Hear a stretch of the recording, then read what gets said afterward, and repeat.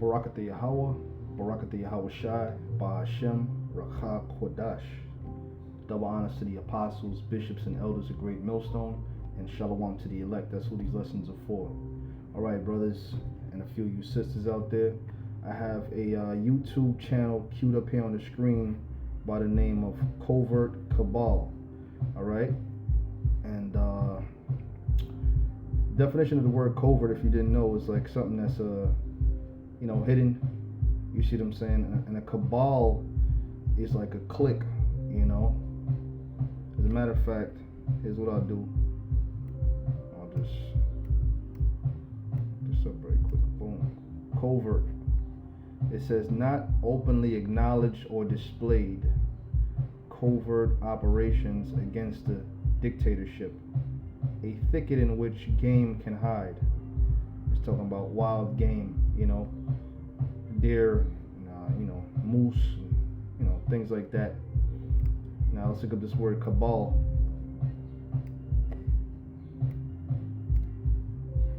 Cabal, a secret political clique or faction. All right, and you have some synonyms for it. You see faction, group, sect, band, party, camp, gang. So you get the gist of it, man. Now this channel, what it goes into is war, man. It's dealing pretty much with nuclear missiles, the missile defense systems, this land or this nation, warring against another nation.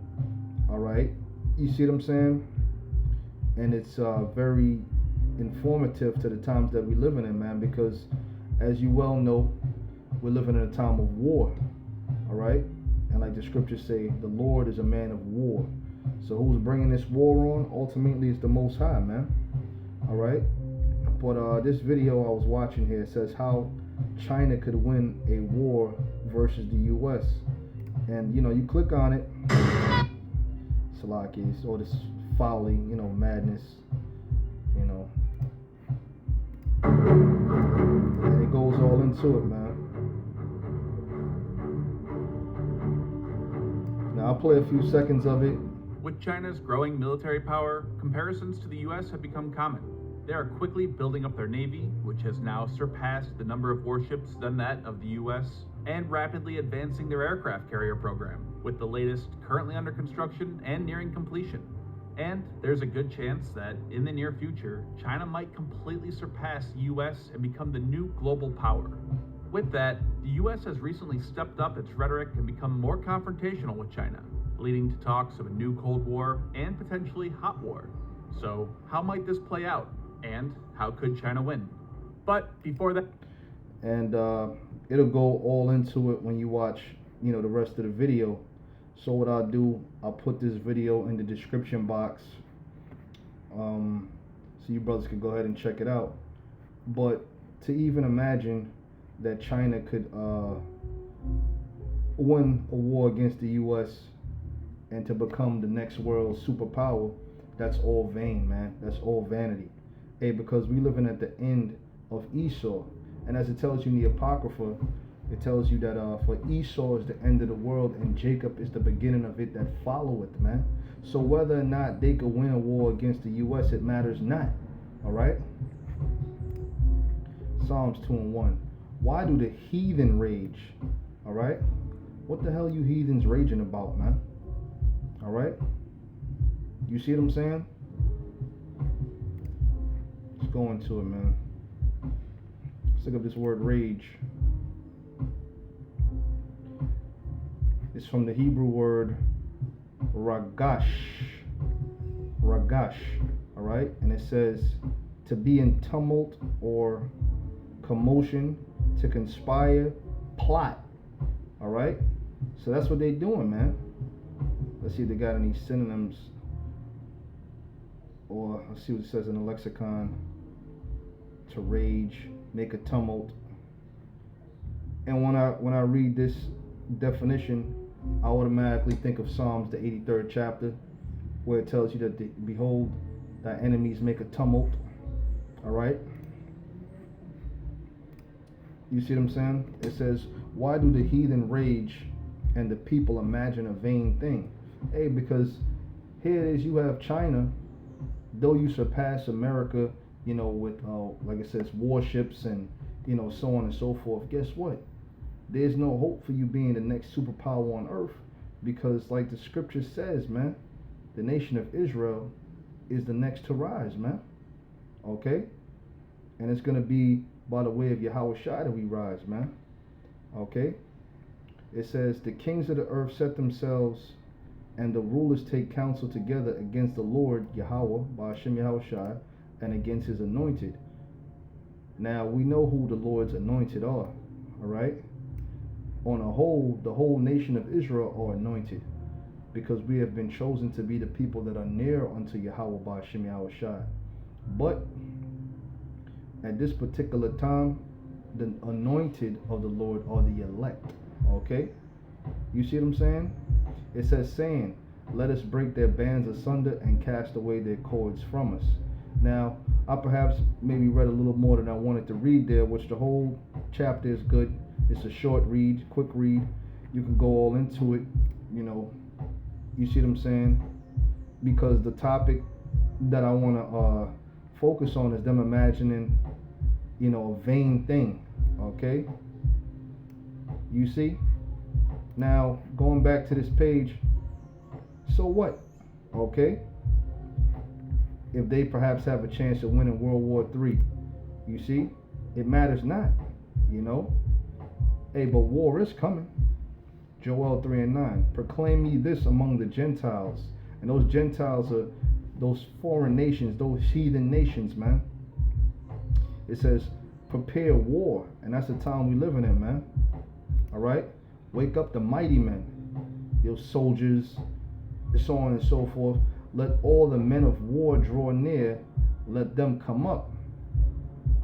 Beat your plowshares into swords. And that's why the money that nations are spending on their military is at an all-time high, because this is the war to end all wars, man. All right? World War III is coming, in the which America is going to be destroyed, but China will not be the next superpower to rule, man. Okay? And we're going to go into the scriptures concerning that later. It says, beat your plowshares into swords. Right. A plowshare is a agricultural instrument, man. So in other words, the money that you're putting into your agriculture, instead put it into your military. All right? Okay? Get fighter jets and drones and, submachine guns and pistols and rockets and grenade launchers and things like that, man. Okay? It says, and your pruning hooks into spears. Let the weak say, I am strong. And that's what's happening, man. These nations that were once small, they now have what's known as the great equalizer, which is the nuclear missiles, man. All right? So now they're boasting of their strength, man. All right? It says, assemble yourselves and come, all ye heathen, and gather yourselves together round about. Thither cause thy mighty ones to come down, O Lord, Yahweh B'Shem Yahawashi. So, in the midst of this great World War III, which it certainly is coming, the Lord is going to cause his mighty ones to come down, beginning with Yahawashi and the angels, man. As it tells you in Revelations 1:7, behold, he cometh with clouds, and every eye shall see him. Those clouds are talking about the so-called UFOs, man. And this man makes movies about it. Movies like War Against the Worlds, okay, and different other various so-called sci-fi flicks, all right? What you're going to come to find out is that the chariots of the Most High are the vehicles that the angels travel in, man. And when they come with Yahawashi upon them, they're coming for war, okay? You see what I'm saying, man? Now, this is another good chapter. That's a good read. You brothers could go all into this. And all these chapters that I'm reading right now, they are reflective of the times that we're living in, all right? You see what I'm saying? It says, let the heathen be awakened and come up to the valley of Jehoshaphat. All right, which this is a Hebrew.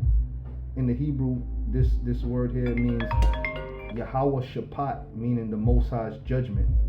All right. It says, for there will I sit to judge all the heathen round about. All right. So their judgment is going to come, during this time. But after this, they also going to be judged by the way of serving 1,000 years of slavery under the elect chosen seed, the Israelites, man, beginning with the elect. All right. It says, put ye in the sickle, for the harvest is ripe.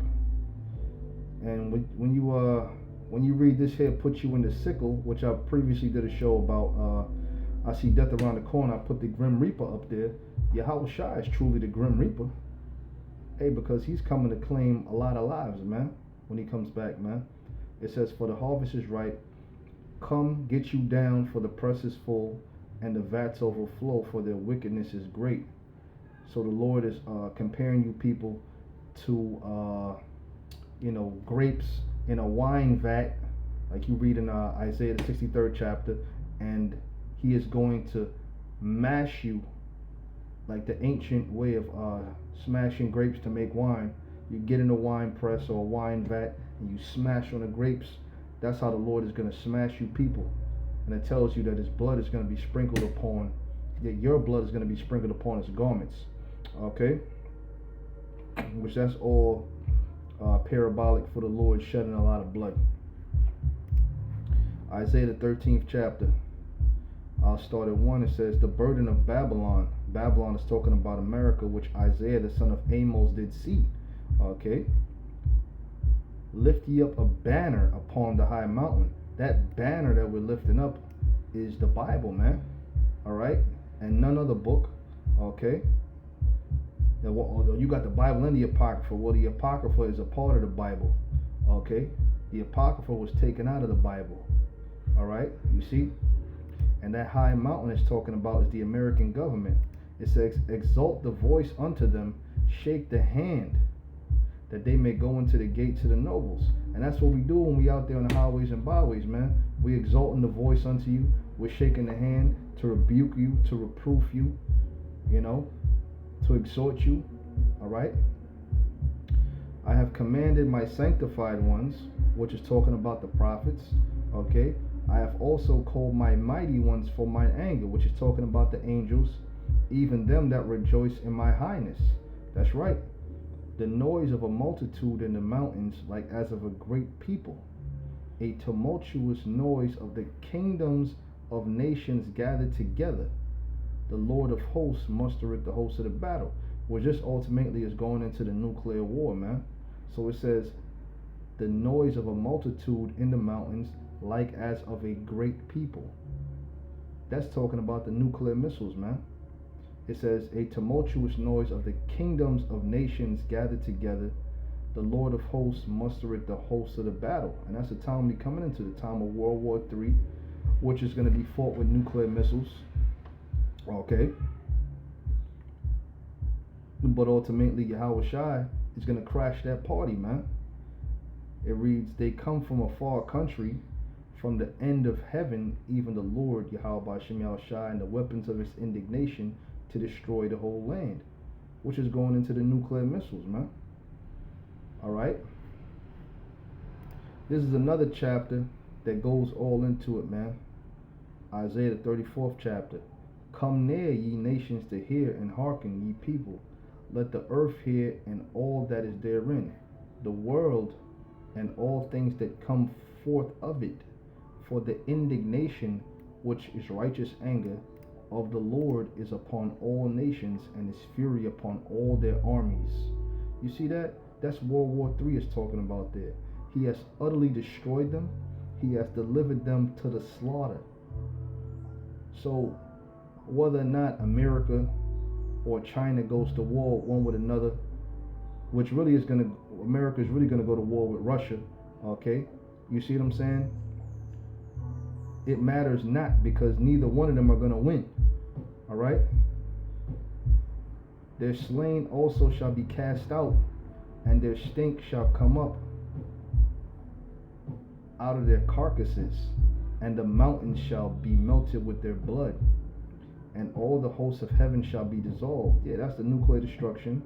And the heavens shall be rolled together as a scroll. And that's going into the mushroom clouds that these nukes, when they hit, are gonna leave, man. You know? And all their hosts shall fall down as the leaf falleth off from the vine, and as a fallen fig from the fig tree. For my sword, which is the nuclear missiles, shall be bathed in heaven. This is Esau's heaven. This is the so-called white man's heaven, America. Okay? That's why you're allowed to be, whatever you want to be. That's why you have so-called constitutional rights that plainly allow you to go against the laws of the Heavenly Father. All right? I'm not gonna, mention them. Hey, because you know what they would do? They'd ban my channel, or they'd take it down, or they'd give me a strike or something like that. But nonetheless, these are the things that are going to come to pass. It says, behold, it shall come down upon Idumea, which is the Greek way of saying Edom, and upon the people of my curse to judgment. And the people of the Lord's curse are you so-called white people, man. All right? It says, the sword of the Lord is filled with blood. It is made fat with fatness, and with the blood of lambs and goats, and with the fat of the kidneys of rams. For the Lord has a sacrifice in Basra, and a great slaughter in the land of Idumea. So what it mentioned here, different sacrificial beasts and whatnot, guess what? You people are going to be the sacrifice, and that altar is going to be America. Hey, because ultimately this place is going to be destroyed, man, with you people in it, man. Okay? It says, and the unicorns shall come down with them, and the bullocks with the bulls, and the land shall be soaked with blood, and their dust shall made fat with fatness. Okay? So that's the time we coming to, man. Alright? It says, for it is the day of the Lord's vengeance, and the year of recompenses, payback for the controversy of Zion, which Zion is another name for Israel. Okay? You so-called Latinos, natives, and Americans.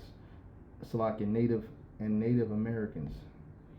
Now going into Yahawashi, crashing the party. This is our second Ezra, the 13th chapter, which I'm not going to read the whole chapter. This is another good read. Okay? You see what I'm saying? Second Ezra 13. I started one and I read down some. I'm not going to read the whole chapter. It's a little lengthy.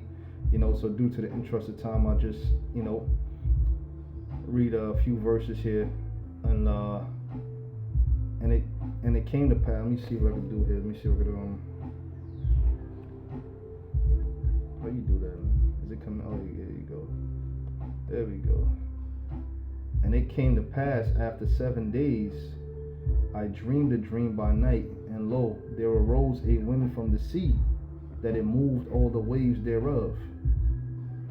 And I beheld, and lo, that man waxed strong with the thousands of heaven. And that's talking about Yahawashi. So what the prophet Ezra was seeing in a vision was the prophecy of Yahawashi, like I call it, crashing the party during the time of World War III. All right. It says, and when he turned his countenance to look, all the things trembled that were seen under him. All right. It says, and whensoever the voice went out of his mouth, all they burned that heard his voice, like as the earth faileth when it feeleth the fire.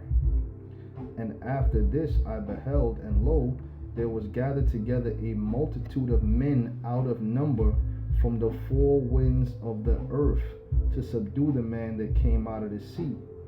So what does that sound like? They were gathered to, see that? There was gathered together a multitude of men out of number from the four winds of the heaven. That's World War III. It said what? To subdue the man that came out of the sea. But I beheld, lo, he had graved himself no Salakia, but I beheld, and lo, he had graved himself a great mountain, and flew up upon it. Now, the so-called UFO, was the size of a great mountain. This is what the prophet Ezra described it as. It says, but I would have seen the region or place whereout the hill was graven, and I could not. So in other words, in the vision, he was looking at the different mountains of the earth. You see what I'm saying? He was looking at the landscape of the earth, and there was no mountain that was just cut out of the earth.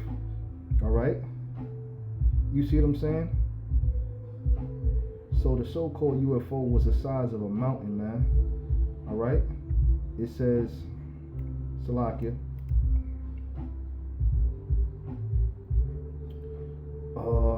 but I would have seen the region or place whereout the hill was graven, and I could not. And after this I beheld, and lo, all they which were gathered together to subdue him were sore afraid, and yet durst fight. So they're going to be afraid of the Lord when he makes his return. But guess what? The Most High is going to put the spirit on those mighty men, those soldiers, those different armies gathered together to fight this unknown power, as they assume. Okay, which that unknown power to them we know it's the one whom the world ignorantly calls Jesus Christ, Yahawashi, man. It says, and lo, as he saw the violence of the multitude, because they're gonna be coming with their drones and their guns and their rocket launchers and their fighter jets and so on and so forth. All right. He neither lifted up his hand, nor held sword, nor any instrument of war. All right, because he's coming with that angelic power. It says, but only I saw that he sent out of his mouth as it had been a blast of fire, which is really talking about the nukes, Salaki, not the nukes, the concentrated fire from the chariots being shot out, laser beams, okay? Which the nukes, simultaneously the Lord is going to be coming over here, man. It's going to be a real traumatic time upon this earth.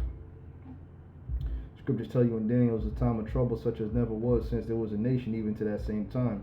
It says, and out of his lips a flaming breath, and out of his tongue he cast out sparks and tempest. It says, and they were all mixed together, the blast of fire, the flaming breath, and the great tempest, and fell with violence upon the multitude which was prepared to fight, and burned them up every one, so that upon a sudden of an innumerable multitude nothing was to be perceived, but only dust and the smell of smoke. When I saw this, I was afraid.